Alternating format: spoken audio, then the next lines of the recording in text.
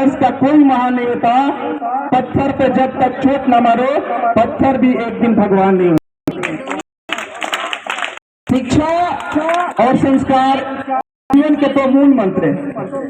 Class 10th वाले को तो ये भली बात याद है कि संस्कार क्या है। क्योंकि मैं संस्कृत का टीचर हूँ और मैंने इधर बहुत सारे डिग्री के लिए मैंने क्वालिफाई नहीं कर पाया, क्योंकि यहाँ पे हर कॉलेज में संस्कृत की डिग्री नहीं मिलती है। क्योंकि यहाँ बहुत कठिन से शिक्षा मिलती है, वो संस्कृत भाषा की डिग्री नहीं। तो हमें दूसरा सब्जेक्ट दिया गया, लेकिन पसंद ये सब्जेक्ट नहीं था। मैंने बहुत ढूंढा लेकिन नहीं मिला। कोई कहा कि दरभंगा जाना पड़ेगा, कोई कहा कि भागलपुर जाना पड़ेगा, तो बहुत दूर था, इसलिए मैंने काम न छोड़ दिया। तो संस्कार और शिक्षा का ये जीवन का दो मूल मंत्र है। हर इंसान के पास शिक्षा तो हो जाती है, लेकिन संस्कार नहीं होता। शिक्षा ग्रहण करके वो माता पिता, वो बड़े गुरुजन का सम्मान नहीं करता, तो वो शिक्षा का क्या अर्थ है? आप लोग सोचिए। शिक्षा का मूल मंत्र ही संस्कार होता है। जो क्लास 10 संस्कृत चैप्टर नंबर 6 में पढ़ना है, शायद आप 10th क्लास वाले भली बात ही इसके बारे में जानते हैं। तो शिक्षा क्या है? तो शिक्षा वो है जो अपने सपने, अपने माता पिता के सपने, अपने गुरु की सपने को पूरा करना ही शिक्षा कहलाती है।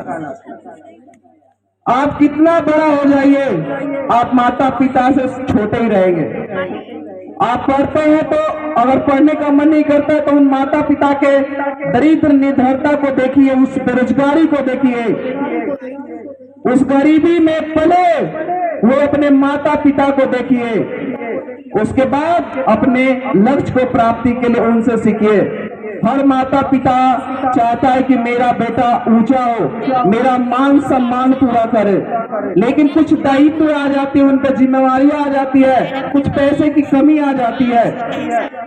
न जाने प्राकृतिक ने साधारण लोगों को क्या कठिनाई दी है, वो साधारण लोग ही जानते हैं कि क्या हमारे जीवन में कठिनाई है। लेकिन एक माता पिता चाहता है कि उसका बच्चा आसमान तोड़ कर लाए, आसमान को छुए। हरिवंश राय बच्चन का नाम आप लोगों ने सुना होगा।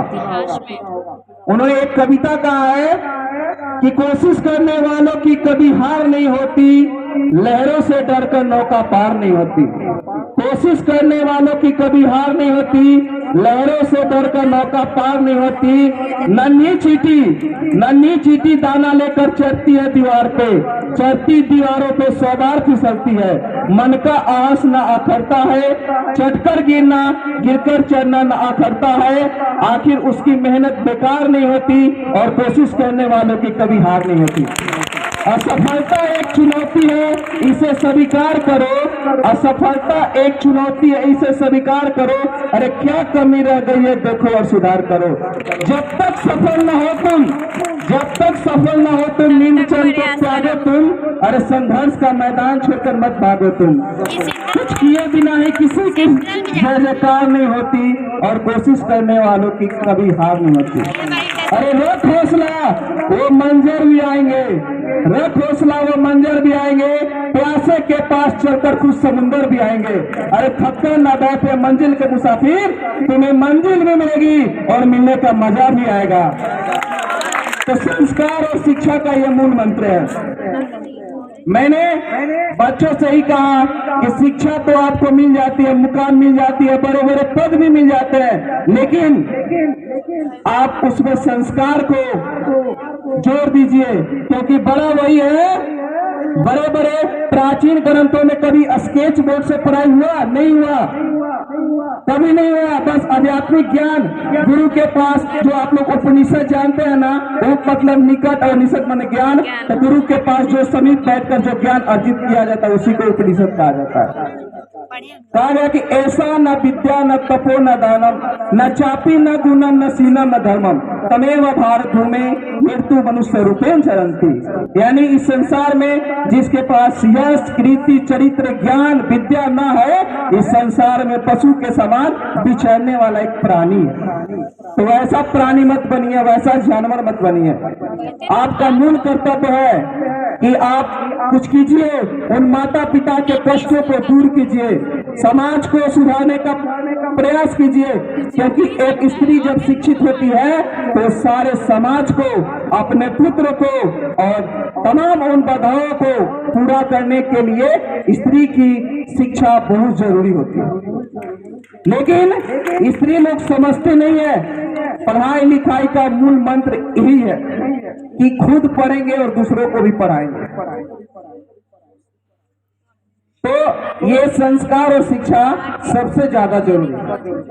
और बहुत सारी बातें हैं, लेकिन मैं यही कहूंगा कि जब भी आप रहिए, शिक्षा के साथ साथ संस्कार बहुत जरूरी है। उम्र बीत जाती है पढ़ते पढ़ते उन मंजिलों को पाने के लिए, और न जाने कहां टिक जाती है हमारी मंजिलें उन शिक्षा को पाने के लिए। जय हिंद, जय भारत।